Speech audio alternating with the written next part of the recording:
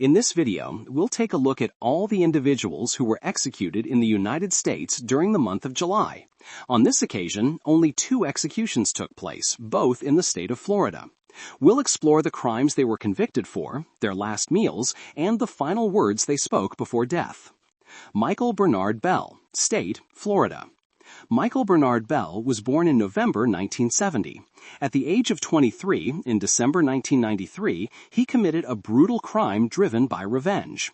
It all began in June of that year when Theodore Wright killed Bell's younger brother, Lamar Bell. Authorities ruled the incident as self-defense, but for Michael, it was an unforgivable act. He spent the next 5 months carefully planning his retaliation. On December 8, 1993, Bell set his plan in motion. With help from his girlfriend, Erica Williams, he acquired an AK-47 assault rifle. The following night, he believed he saw Wright's yellow Plymouth parked outside the Monreef Liquors and Lounge in Jacksonville. Unaware that Wright had already sold the car to his half-brother, Jimmy West. When West, 22, exited the lounge with Demacia Smith, 18, and another young woman, Bell quietly approached the vehicle. Without saying a word, he opened fire, shooting West 12 times and Smith 4 times. The third passenger survived by ducking at the right moment. But Bell wasn't done. He also fired into the storefront where about a dozen people were waiting to enter and even had a nearby house where 3 children lived. West died at the scene, and Smith succumbed to her injuries en route to the hospital.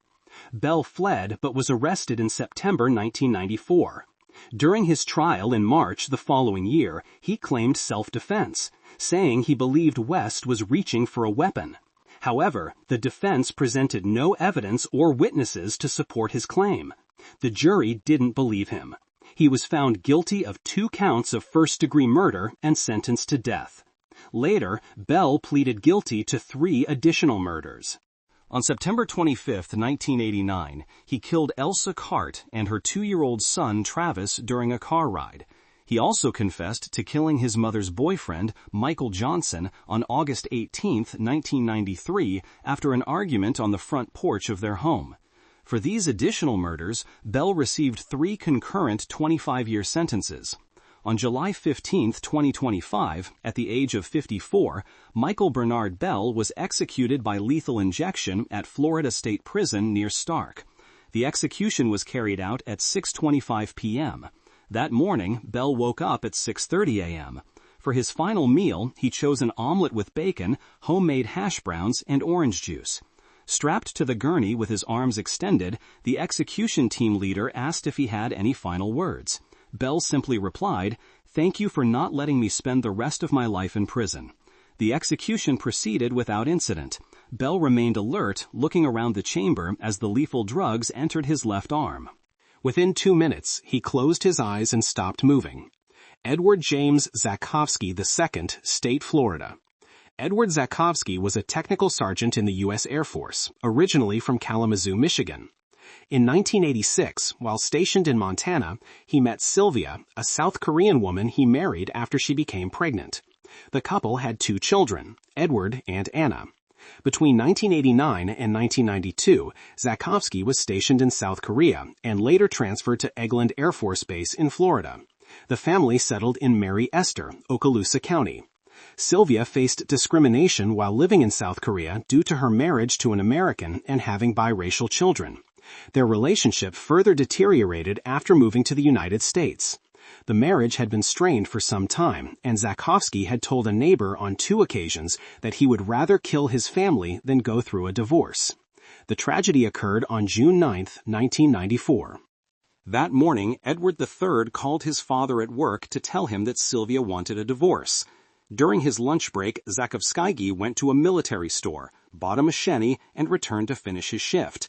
That night, he arrived home before his family and hid the machete, a crowbar, and a rope in the bathroom. When Sylvia arrived home, she sat alone in the living room. Zakovsky approached her from behind and struck her in the head at least twice with the crowbar. Though she was rendered unconscious, she was still alive. He dragged her to the bedroom, hit her again, and strangled her with the rope, ending her life. He then called his son Edward into the bathroom under the pretense of brushing his teeth. Once the boy entered, Zakowski attacked him with the machete. Edward tried to defend himself and sustained a slash to the wrist, but the following blows to the head, neck, and back proved fatal. Defensive wounds on his arms showed he had fought back. Afterward, Zakowski called 5-year-old Anna into the bathroom. According to his own testimony, he struck her as soon as she walked in. Forensic evidence indicated she was kneeling by the bathtub when the attack occurred. She had defensive cuts on her arm and elbow. Following the murders, Zakowski drove to Orlando and boarded a flight to Hawaii. While in Hawaii, he changed his name to Michael Green and lived with a family running a religious commune. After about 4 months, the family happened to watch an episode of Unsolved Mysteries featuring Zachary's photo. The next day, October 15, 1994, Zachary Skowski turned himself in to local authorities. He pleaded guilty to all 3 counts of first-degree murder, and the case proceeded to sentencing. The jury recommended the death penalty for the murders of Sylvia and Edward. For Anna's murder, the jury was split 6-6, resulting in a life sentence recommendation. On April 19, 1996, Circuit Judge Robert Barron sentenced Zakowski to death for all 3 murders. Edward Zakowski woke at 5 a.m. today, the day of his execution.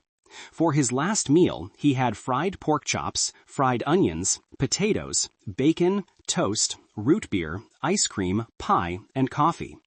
On July 31, 2025, at the age of 60, Edward James Zakowski II was executed by lethal injection at 6 p.m. at Florida State Prison near Stark. Florida Governor Ron DeSantis, who signed the death warrant on July 1st, did not intervene. When asked for his final words, Zakowski spoke several phrases, but they were inaudible to witnesses. If clearer information becomes available,